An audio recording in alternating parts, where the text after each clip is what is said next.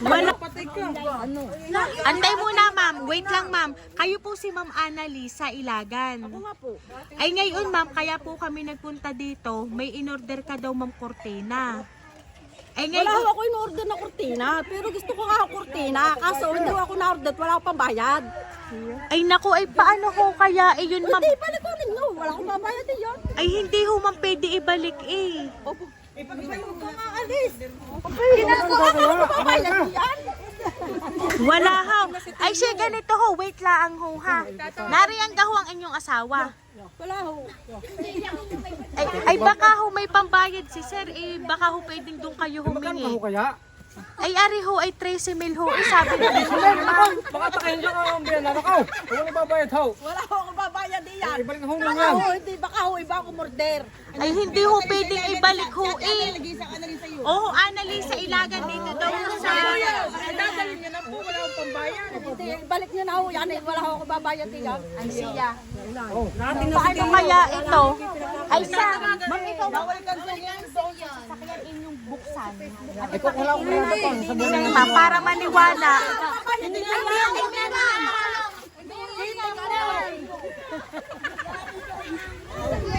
Ma'am, ano tayo? Dito ka, ma'am. Dito ka sa kabila. Surprise!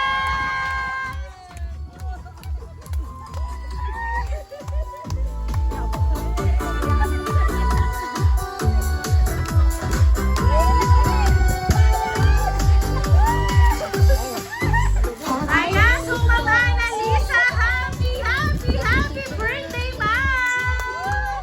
Ayan, nandito po ma'am ang balloons para po sa inyo. At dahil birthday po ma'am, meron po nagpadala ng surprise. Kasama po ma'am ang bouquet of flowers para po sa inyo.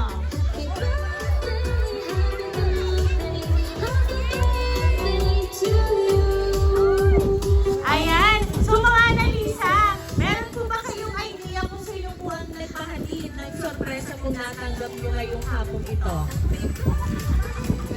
Ayan, pero ma'am, wait lang ha, titingnan natin kung yung idea nyo ay kung siya nga ba yung nagpadala ng sorpresa para po sa inyo.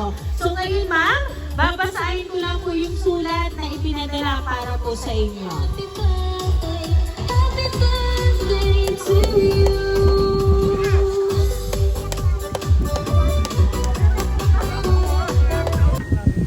Sa aking nag-iisang ina, alam kong tampo ka dahil hindi man lang ako tumawag o bumati ngayong kaarawan mo. Ito lang naman ang gusto naming mag-asawa at ng mga apo mo na ipasurprise sa'yo. Siyempre sa nag-iisa naming nanay at walang katulad. Nay, happy birthday! Alam kong gustong-gusto mo din itong maranasan. Ito na kahit sa paanong paraan ay gusto ko din namang maranasan mo ang masurpresa. Kahit malayo ako, lagi kong ipinararamdam sa'yo na mahal kita. Alam ng maraming tao at ng kahit sinong tao na nakakakilala sa'yo kung gaano kang kabait at kabuting tao. Kaya deserve mo ito, nanay ko. Wala man ako sa tabi mo, nandiyan naman ang mga kapatid ko, ang inyong mga apo at mga manugang at si Tiyo na handang magparamdam sa iyo ng pagmamahal at handang umalalay para sa iyo. Soon, nanay, magkakasama-sama din tayo. Hindi man ngayon pero malapit na. Kaya lagi kang magpapalakas at maging masaya dahil papasalubungan pa kita ng gluta. Joe! Nanay ko, palagi mo tatandaan na mahal kita. Salamat at ikaw ang naging magulang namin. Wala na akong ibang maiinig pa sa sobrang mapagmahal mong magulang. Lola at biyanan, huwag ka nang umiyak, nandyan na naman yung request mo. Muli nanay ko, mahal na mahal kita. Mahal na mahal ka namin mag-anak. Love, Annabel, Maymay, Makmak at Marlon. Ayan. So ngayon ma'am, ang nagpahatid po ng sorpresa para po sa inyo, walang iba kundi ang inyong anak. syempre yung family niya po ang inyo pong magulang at inyo pong mga apo sa kanya. So ngayon, Ma'am Annalisa, ano po ba yung gusto niyo pong sabihin para po sa inyong anak na wala man po siya ngayon at dahil siya po ay isang OFW, ano po ba yung gusto niyo pong iparating para po sa kanya?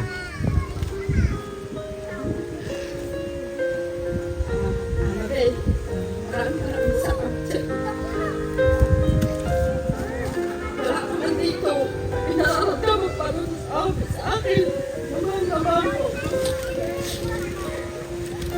Alam ko naman na lahat kayo nagmamahal sa akin. Sasabi ko lang sa inyo. Sana, kung ano-ano pagsubok na tumatay sa inyong buhay, pamamatay kayo. Talagang ganyan ang buhay. Lahat ay pinagdadaanan ng paghihirap bago ka dumating sa iyong inaasam na pangarap. Maraming salamat sa iyo, anak, at ikaw ay mag-iingat din palagi. Sana pagpalain ka pa nito.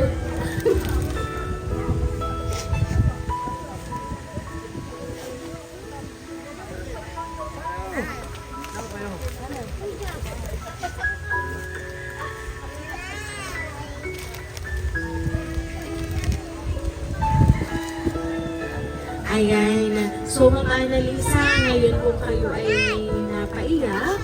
Yan nga may alam namin buha ng inyong kaligayahan ngayon.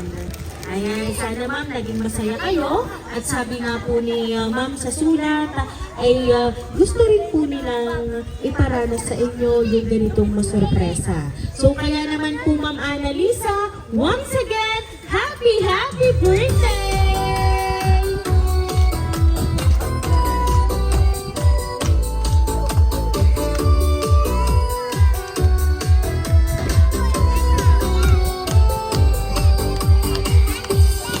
Ayan, so Ma'am Annalisa, dahil birthday niyo po, awitan na po namin ng happy birthday. Happy birthday to you. Happy birthday, happy birthday. Happy birthday to you. Ayan, sabay-sabay po tayong lahat. Happy birthday to you. Happy birthday to you. Happy birthday, happy birthday, happy birthday to you. Ayan, so Ma'am Annalisa, dahil birthday niyo po ma'am, make a wish po and then blow the candle ma'am.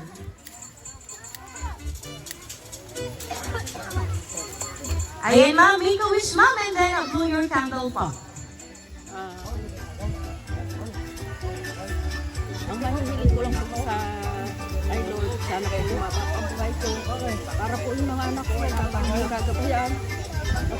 Nga kung may tutulong pa po akong tulong sa abot na akong makakaya. Sa iwa, Annabel, maraming salamat. Sabihin kayo mo sa akin, talagang hinapasaya mo. Sobrang saya ko, ako'y napapayak. Maraming salamat sa iyo, Annabel. Ayan, sige ma'am. Blow the candle na po, ma'am. Ayan. So, Ma'am Annalisa, happy birthday, ma'am. Ayan. At ma'am, at dun sa sulat, ma'am, meron pong nakalagay na... Ayan. So, Ma'am Annalisa, dun po sa sulat, ma'am, meron pong nakalagay. Yung inyong kahilingan ay syempre matutupad. So ito Ma'am Annalisa, ito po ang surpresa para po sa inyo. Paki-open po ma'am. Kung ano nga po ba ang kahilingan na gusto ninyo. Ayan! So may brand new cellphone si ma'am. Ayan. So Ma'am Annalisa, kami lang po ay magpapakilala para po sa inyo. Kami po ang bringing surprise delivery all the way from Barangay Calicanto, San Juan, Batangas. At binabati ka po ma'am namin Ma'am Annalisa ng isang happy birthday!